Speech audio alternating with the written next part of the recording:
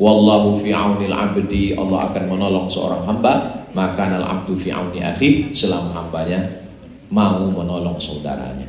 Mudah-mudahan apa yang kita berikan tak seberapa untuk saudara kita di Turki perbatasan Suriah ini menyebabkan turunnya rahmat Allah buat kita semua, insyaallah. Assalamualaikum warahmatullahi wabarakatuh. Jangan lupa tonton terus Hi Guys Official, subscribe, like, share, and comment. Berkah selalu. Assalamualaikum warahmatullahi wabarakatuh. Hi Guys Official, mantap. Haji Abdul Somad LC DESA PhD.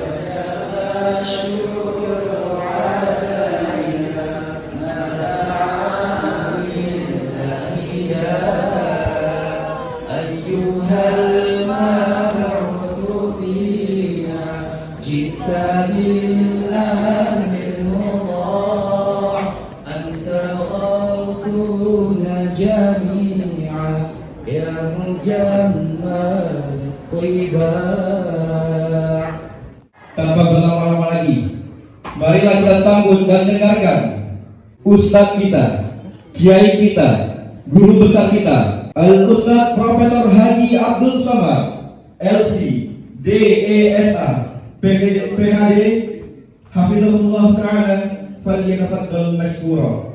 Bismillahirrahmanirrahim. Assalamualaikum warahmatullahi wabarakatuh. Ini kesempatan yang amat sangat baik sekali saya bisa bertemu dengan adik-adik saya. Perahu berisi lada. Tujuannya ingin bertemu dengan Sultan Turki Utsmani. Lalu kemudian setelah sampai ke Istanbul, mereka tidak bisa bertemu dengan Sultan. Lalu untuk menyambung hidup, akhirnya beberapa lada yang ada di bahtera perahu itu mereka jual untuk makan dan kebutuhan sehari-hari. Dan pada akhirnya mereka bertemu dengan Sultan. Lalu kemudian mereka ceritakan, kami datang dari Aceh dan kami ingin bertemu dengan Sultan. Sebenarnya kami sudah membawa lada yang banyak sekali, tapi karena satu dan lain hal, akhirnya lada itu kami jual untuk makan. Sampai akhirnya bertemu. Lalu Sultan bertanya, mana lada yang kamu bawa itu? Tempat lada itu disebut dengan cupak. Akhirnya lada itu mereka persembahkan juga, walaupun tinggal secupak. Lalu Sultan memberikan hadiah kepada mereka satu meriam. Meriam alat perang, bukan nama perempuan. Maka diberi namalah meriam itu dengan sebutan secupak lada atau lada secupak. Lada secupak itu salah satu bukti hubungan Nusantara sudah punya korelasi hubungan baik dengan Turki Utsmani. Meriam secupak lada itu menjadi salah satu bukti sejarah. Salah seorang explorer bernama Ibnu Battuta sampai ke Aceh, bercerita beliau menemui beberapa orang Turki yang sampai ke Nusantara. Bila dilihat dari arsitektur masjid yang ada di Aceh dan masjid yang ada di Kesultanan Delhi, maka menggabungkan tiga arsitektur. Arsitektur Eropa, Arab, dan Turki. Itu menunjukkan ada asimilasi budaya, hubungan perdagangan, perniagaan. Orang Nusantara amat sangat terkagum-kagum dengan kehebatan Turki Utsmani. Maka istilah-istilah ketentaraan itu dipakai. Di antara yang terkagum itu adalah panglima perang, pejuang kita yang ditakuti oleh Belanda, Pangeran Diponegoro. Maka beberapa istilah ketentaraan Turki Utsmani beliau pakai.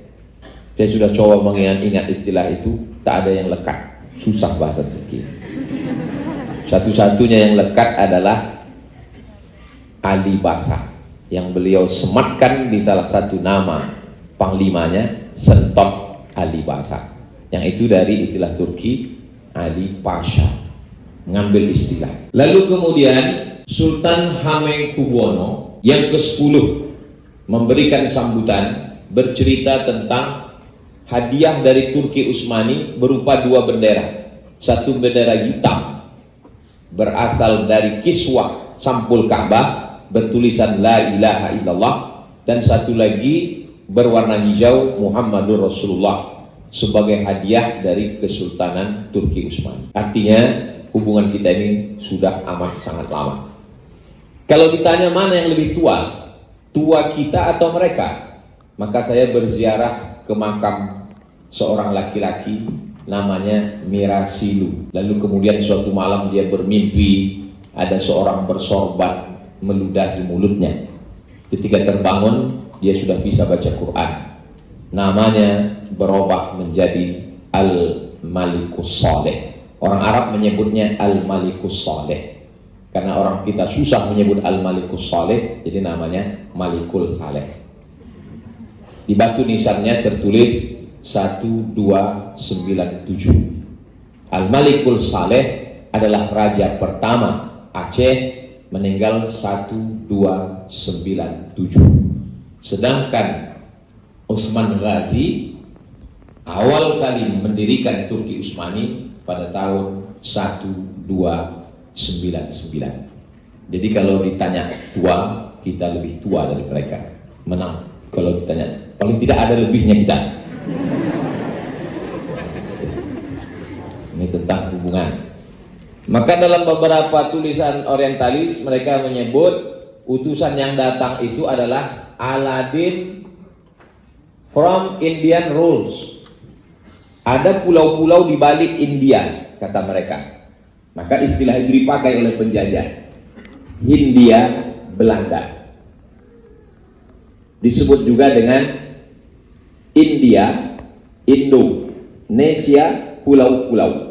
Indonesia, pulau-pulau yang berada di balik India. Karena memang kita sekilas, memang kita berada di balik India. Setelah India, Sumatera, Kalimantan, Sulawesi, Jawa, Papua. Kita berada di balik India. Pulau-pulau di balik India. Maka orang Arab menyebutnya Al-Juzur Al-Hindiyah.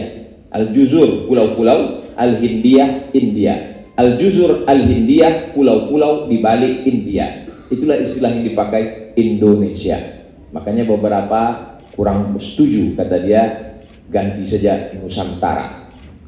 Susah itu, payah nanti mengganti kop surat dan lain sebagainya. Kita pakai saja Indonesia. Indonesia adalah pulau-pulau di balik India. Pulau-pulau yang berada di balik India dengan ratusan ribu pulau ini bisa bersatu, disatukan oleh kalimat yang sangat besar, La ilaha illallah Muhammadur Rasulullah Sallallahu Alaihi Wasallam. Itu ikatan yang kuat antara kita dengan Turki, di balik pernak-pernik sejarah, arsitektur, budaya. Maka bunyi kalimat yang mereka katakan Alaidin from Indian rules itu maksudnya adalah Sultan Alauddin Riayat Shah dari Aceh yang mengirim beberapa utusan pada masa Kesultanan Sultan Sulaiman Kanuni, dilanjutkan pada masa Sultan Salim II. Jadi hubungan kita amat sangat baik. Tapi kemudian penjajahan Eropa meluluh lantakkan seluruh negeri-negeri Islam dari mulai Maroko sampai Merauke. Maroko dihantam oleh dua negara, Prancis dengan Spanyol. Maka sampai hari ini masih ada dua pulau yang dijajah. Itu adalah Pulau Septa dan Melilla. Portugis habis sampai ke Melaka. Portugis orangnya, Portugal negaranya. Bagi yang bingung mana Portugis mana Portugal, negaranya Portugal, orangnya Portugis. Jadi Portugal itu bukan persatuan orang tua gatal. Lalu kemudian kita mengenal Umar Mukhtar yang luar biasa. Dijajah Libya itu oleh seorang Mussolini dari Italia. Tunisia, Aljazair, Maroko dijajah oleh Prancis. Mesir dikeroyok rame-rame sekutu. Inggris masuk, Prancis pun masuk. Indonesia, Belanda. Maka semua yang dijajah oleh Belanda itu menjadi Republik Indonesia. Walaupun kami di Sumatera sama budaya, bahasa dengan saudara kami di Semenanjung, tapi karena Semenanjung itu dijajah oleh Inggris, maka dia menjadi Malaysia. Dan kemudian ada yang tidak tersentuh oleh Belanda, Inggris dan sekutu, dia berada di bawah Siam, sekarang disebut dengan Thailand, bumi Thai. Ada satu negeri Melayu yang di bawah kekuasaan Thailand, itulah dia negeri Patani. Banyak sekali ulama-ulama besar dari Fatani. Di antaranya adalah Syekh Daud Al-Fatani, mursyid tarekat Syattariyah, yang makamnya di samping makam Sayyidina Abbas bin Abdul Muttalib di Taif. Nanti adik-adik kalau pergi ke Taif, maka akan melihat makam Abbas, Abdullah bin Abbas radhiyallahu anhu. Di belah sampingnya itu adalah makam Sayyidina Al-Alim Al-Kabir, ulama besar dari Fatani. Beliau adalah Syekh Daud Al-Fatani, mursyid tarekat Syattariyah. Hampir tidak ada negeri Islam yang terjajah, yang tidak terjajah. Semuanya dilemahkan, termasuk Turki pun ikut melemah. Dan puncaknya pada tahun 1924, maka hilanglah kekuasaan, kebanggaan, benteng terakhir. Jadi saya setiap membawa jamaah, saya ingin menunjukkan bahwa inilah masa lalu, tapi jangan terbuai dengan masa lalu. Tapi banyak juga orang yang silap ketika mendengar tausiah saya tentang Turki Utsmani, lalu orang mengatakan Abdul Somad bercita-cita ingin jadi khalifah. Kalian mungkin salah paham atau mungkin salah dengar. Jadi kalau ada orang mengatakan Abdul Somad bercerita tentang hebatnya Turki Utsmani karena dia ingin membangkitkan kekhalifahan, kalian salah total. Beda kita dengan Turki. Turki itu memang 1924 hampir tidak ada lagi. Kesultanan dicopot, seluruh sultan dan keluarga-keluarganya diusir, dan hartanya diambil. Beda dengan Indonesia. Di Indonesia tidak ada sultan-sultan yang diusir, bahkan sultan tetap berkuasa, bahkan bisa jadi gubernur seumur hidup. Hebat Indonesia. Siapa dia? Sultan Hamengkubuwono Khalifatullah ing Tanah Jawi. Jadi kalau ada orang mengatakan tidak ada khalifah di Indonesia, ada. Pergilah ke Yogyakarta, lihat apa gelar Sultan Yogyakarta itu, tertulis di sana Khalifatullah, sebagai pemimpin yang sebagai wakil Tuhan. Jadi Indonesia berbeda dengan Turki. Indonesia tetap membiarkan sultan-sultan hidup, dan setiap saya pergi ke berbagai daerah, sultan masih ada, kerajaannya masih ada, cuman kekuasaannya tidak ada. Karena sultan-sultan cinta kepada negara kesatuan Republik Indonesia, maka dari mulai ujung Sumatera sampai Kalimantan, sampai ke Papua, saya pergi berjumpa dengan Sultan Tidore, Sultan Ternate, Sultan Al-Gadriyah di Kalimantan. Mereka sebagai pimpinan paguyuban kekeluargaan, mereka menyerahkan kedaulatan itu ke negara kesatuan Republik Indonesia. Saya ingin menyampaikan bahwa hubungan kita yang erat dari mulai Turki Utsmani sampai kepada sekarang kita menjadi negara republik, dan saya bangga sekali punya adik-adik yang sekarang belajar di Turki. Kalaulah boleh waktu terulang mundur kembali 25 tahun, mungkin saya ingin jadi mahasiswa di Turki. Saya sekarang ini tidak merasa sebagai Ustaz Abdul Somad, saya ini merasa sedang mahasiswa semester 7 yang sedang berada di tengah adik-adik. Mungkin ini calon ketua PPI lah, sedang bersilaturahim. Saya sedang bersama keluarga membawa jamaah, diminta 1 jam dari jam 2 sampai jam 3 Ustadz nanti di depan adik-adik untuk penggalangan dana untuk saudara kita yang terkena musibah gempa bumi di perbatasan Turki dan Suriah. Begitu disampaikan, saya tanya, ini yang menyelenggarakan siapa? Mahasiswa. Yang hadir nanti mahasiswa. Lama saya termenung. Yang saya pikirkan, penggalangan dana, mahasiswa ini kan nggak ada duitnya.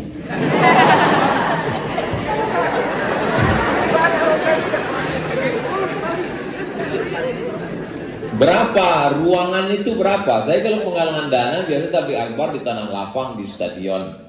Jadi kalau 100.000 orang, walaupun ngasih 10.000 itu terkumpul banyak. Saya tanya, sebesar apa ruangan kita nanti tabligh akbar? Bisa muat 300 orang Pak Ustaz. Kata saya.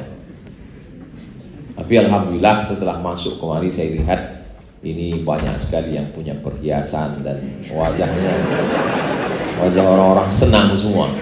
Nah, jadi agama Islam itu mengajarkan kita ada 3 ibadah. Yang pertama ibadah badan, tegak, ruku, sujud, tawaf, sa'i, melontar jumrah, jihad, berdarah, itu ibadah badan namanya. Ada lagi namanya ibadah harta, zakat, wakaf, infak, sedekah, termasuklah yang akan kita bantu saudara kita, ini ibadah harta. Yang satu lagi adalah ibadah hati, sabar, ridha, tawakal, qanaah, zikir, zuhud. Biasanya kalau saya jelaskan begini, jamaah langsung pilih yang nomor 3. Kami yang sabar aja lah Pak Ustaz, sabar. Jadi ibadah yang paling besar di antara ibadah yang 3 ini adalah ibadah harta. Karena ibadah badan itu putus, sholat itu putus. Setelah meninggal, nggak ada orang mati sholat. Kalau ada orang mati sholat, semua yang menyolatkan itu lari. Ibadah hati juga putus, sabar, qanaah, tawadu, rendah hati, itu juga putus. Setelah mati, putus. Karena kalau kita sudah mati, rasa itu udah nggak ada lagi. Bahkan sebagian adik-adik mengatakan, saya waktu hidup udah nggak ada rasa lagi Pak Ustaz. Nah, jadi yang tidak putus itu adalah ibadah harta. Ibadah harta itu tidak putus. Makanya kata Nabi, idza matal insan dalam Sahih Muslim, kalau manusia mati, inqata'a amaluhu, putus. Tapi ibadah harta tidak putus. Jadi apa yang kita kirimkan untuk saudara kita ini nanti dibangunkan untuk sumur bor, untuk sekolah. Bagaimana kalau diberikan ke beras, makanan, gandum, dimakan Pak Ustaz? Enggak putus juga. Karena akan dimakan oleh anak-anak, dia membaca Quran, dia hafal Quran, maka mengalir untuk kita semua. Biasanya saya kalau penggalangan dana, itu ada kotak yang disebar. Jadi saya tanya ke panitia, ada kotak? Enggak ada Pak Ustaz. Karena kami di Turki ini nggak pakai kotak, langsung transfer banking. Luar biasa, memang canggih. Jadi kalau kotak itu saya langsung bisa lihat mana yang kalau di Indonesia 3.000 rupiah, 5.000, karena di sini rupanya langsung transfer banking. Ada positifnya, ada negatifnya. Positifnya kita husnuzon, negatifnya nggak tahulah berapa hasilnya nanti. Kalau hasilnya besar, tolong umumkan, update status semua Instagram, Facebook. Tapi kalau hasilnya pas-pasan, foto pun tak usah kalian upload. Rubba amalin saghirin yukabbiruhu niyah, kata Imam Abdullah bin Mubarak. Berapa banyak amal-amal yang kecil itu dibesarkan oleh niat. Tapi jangan gara-gara ini semua ngasih kecil, niatnya besar. Saya tidak ingin Ustaz Somad hanya ngasih kami semangat, motivasi, tapi dia sendiri tidak. Saya kalau memberi, kalian kan tahu semua, saya ini bukan ustadz artis yang diundang pakai pesawat private jet, sebelum datang mesti DP, ustadz berbandrol. Saya ini termasuk ustadz yang tidak pakai bandrol sampai sekarang. Nggak tahu nanti ya. Sekarang belum. Siapapun yang undang saya terserah, saya nggak tahu. Dan saya tidak tahu akan diberikan kesempatan untuk penggalangan dana. Dan saya pula ini umroh ini bukan Turki baru Saudi, dari Saudi. Jadi duit itu udah habis beli sorban, sampai ke Turki tinggal beberapa lira lagi, beli topi pula tadi. 150.000 yang tulisan Turki 100. Nah, itu. Jadi Abdul Somad itu cuma ceramah, cuma ngomong aja, disuruh penggalangan dana dia pun nggak ada ngasih berapa. Nah, jadi saya memberi ini serba salah juga ini. Kalau disebutkan nanti riya sum'ah. Kalau nggak disebut apa tuh, cuma motivasi orang aja. Kayak di halte bis Bandung. Maksudnya ke Bandung? Enggak, ngajak aja.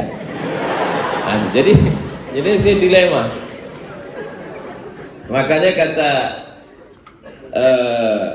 seorang ulama yang dikutip oleh Imam Al-Ghazali, namanya Imam Fudail bin Iyad, tarkul amal li ajlin nas riya. Tidak jadi nyumbang karena takut dipuji orang, itu riya. Ini duit udah digulung-gulung mau ngasih, terus karena takut dipuji nggak jadi, itu riya. Wal amal li ajlihim syirk. Beramal karena ingin dipuji orang, syirk. Duit udah dipegang, pas kotak lewat langsung dimasukkan dan kameranya lah slow motion lagi, pakai soundtrack. Itu syirik karena ingin dipuji orang. Jadi apa yang bisa kita lakukan? Enggak jadi nyumbang takut dipuji, riya. Mau nyumbang biar dipuji, syirik.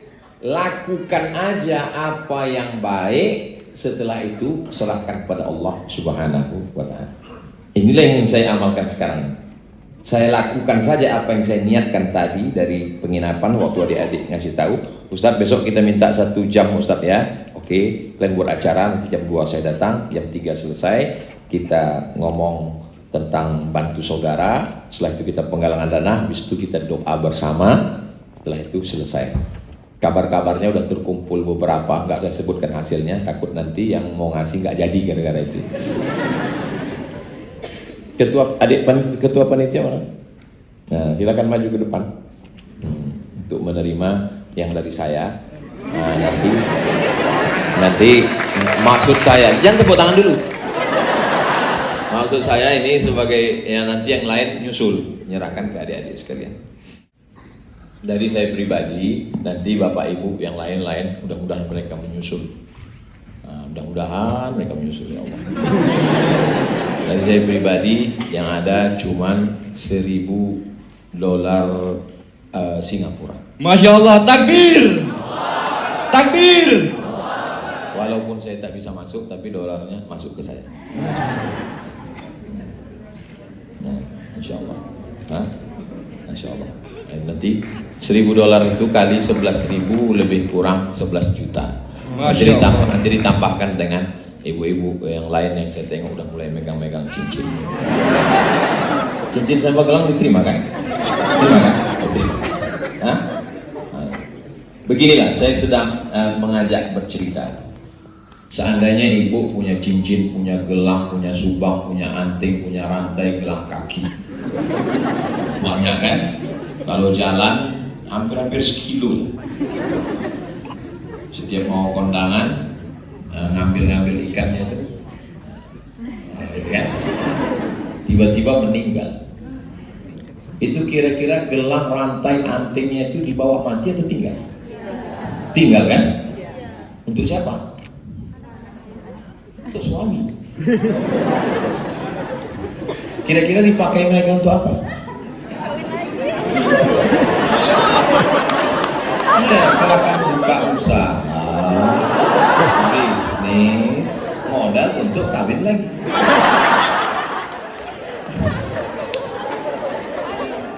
Tapi jangan gara-gara ini lalu nanti semua panitia bingung mau jual kemana. Maksudnya kalau ada 9, serahkan agak 5. Kita tetap pakai. Saya tetap pakai cincin, saya tetap pakai. Perhiasan itu membangkitkan kepercayaan diri kita. Saya ngomong begini bukan untuk merusak hubungan ibu dengan bapak, tidak. Saya hanya ingin menyadarkan bahwa kita semua akan mati menghadap Allah Subhanahu wa ta'ala. Apa yang kita berikan inilah yang akan mengalir. Wallahu fi aunil abdi, Allah akan menolong seorang hamba, maka al abdu fi auni akhi, selama hambanya mau menolong saudaranya. Mudah-mudahan apa yang kita berikan tak seberapa untuk saudara kita di Turki perbatasan Suriah ini menyebabkan turunnya rahmat Allah buat kita semua insyaallah. Astaghfirullahalazim, astaghfirullahalazim, astaghfirullahalazim alladzi la ilaha illa huwal hayyul qayyum wa atubu ilaih. A'udzu billahi minasyaitonir rajim. Bismillahirrahmanirrahim. Alhamdulillahirabbil alamin, arrahmanir rahim, maliki yaumiddin. إياك نعبد وإياك نستعين اهدنا الصراط المستقيم صراط الذين أنعمت عليهم غير المغضوب عليهم ولا الضالين آمين اللهم صل على سيدنا محمد وعلى آل سيدنا محمد يا ربي بالمصطفى بلغ مقاصدنا واغفر لنا ما مضى يا واسع الكرم اللهم جزل الواقفين والمتصدقين. Berikanlah balasan kepada saudara-saudara kami yang menginfakkan hartanya. Selamatkanlah negeri kami, negeri tempat tinggal kami, negeri tempat kami belajar dari segala malapetaka, bencana, musibah. Saudara-saudara kami yang telah mendului kami, Allahumma ja'alhum minas syuhada, jadikan mereka menjadi para syahid. Allahumma ighfir lahum, ampunkan dosa mereka, wa'fu anhum, berikan mereka kebaikan, wa'afihim, berikan kebaikan, maafkan segala silap salah mereka. Allahumma ja'al kuburahum rawdatan min riyadil jinan, jadikan kubur mereka salah satu dari taman-taman surgamu. La taj'al kuburahum hufratan min hufarin niran, jangan menjadikan kubur mereka salah satu dari lubang nerakamu. Allahumma ja'al ahlahum wa dhurriyyatihim minas salihin was sabirin, jadikan keluarga yang mereka tinggalkan orang-orang yang sabar. Alladzina idza asabathum musibah, ketika musibah itu datang, qalu inna lillahi wa inna ilaihi raji'un, mereka mampu mengatakan semua datang dari kepada Allah. Ulaika alaihim salawatun min rabbihim wa rahmah, mereka yang mendapatkan solawat, kebaikan, rahmat, kasih sayangmu. Wa ulaika humul muhtadun, mereka itulah orang-orang yang mendapatkan hidayah. Allahumma kun lana, jadilah engkau selalu bersama kami ya Allah, sehingga segala kesulitan hidup menjadi ketenangan bagi kami ya Allah. Allahumma ja'alna minas sabirin, jadikan kami orang-orang yang sabar. Allahumma ja'alna minal ladzina yastami'una al-qawla fayattabi'una ahsanah, jadikan kami orang-orang yang mendengarkan ucapan yang baik, mengiringinya dengan amal yang baik. Allahumma ja'al ikhwanana at-tullab, jadikanlah adik-adik kami yang sedang menuntut ilmu, saudara-saudara kami yang sedang mencari nafkah, saudara kami yang sedang berada di negeri Turki ini menjadi orang-orang minal mutahabbina bi jalalik, bersaudara karena engkau ya Allah. Azillana tahta zilli arsyika yawma la zilla illa zilluk, berikan kami naungan di bawah singgasana arasmu ketika saat itu tidak ada lagi tempat bernaung kecuali naungan engkau saja ya Allah. Allahumma ja'alil Qur'ana rabi'a qulubina, jadikan Al-Quran sebagai penenang hati kami, wa dhihaba husnina wa humumina wa humumina, menjadi pengusir segala gundah gulana kesedihan kami. Allahumma taqabbal minna a'malana, terima segala amal kami, wa tub alaina, terima taubat kami. Allah waqtim bis salihat, tutuplah usia kami dengan husnul khatimah. Wa sallallahu ala sayyidina Muhammad wa ala alihi wa sahbihi wasallam, walhamdulillahi rabbil alamin. Al-Fatihah. A'udzu billahi minasyaitonir rajim. Bismillahirrahmanirrahim. Alhamdulillahi rabbil alamin. Ar-Rahmanir Rahim, Maliki yaumiddin. Iyyaka na'budu wa iyyaka nasta'in. Ihdinas siratal mustaqim, siratal ladzina an'amta 'alaihim ghairil maghdubi 'alaihim waladdallin. Amin. Terima kasih segala perhatian. Mohon maaf segala kesilapan dan kehilapan. Aqulu qouli hadza astaghfirullah li wa lakum. Kepada Bapak Ibu adik-adik bisa memberikan langsung ketua panitia atau transfer atau dengan segala cara apapun, apa yang kita berikan itu akan menjadi bekal kita menghadap Allah Subhanahu wa taala. Barakallahu fikum, waffaqana Allah lima yuhibbu wa yardah. Wassalamualaikum warahmatullahi wabarakatuh.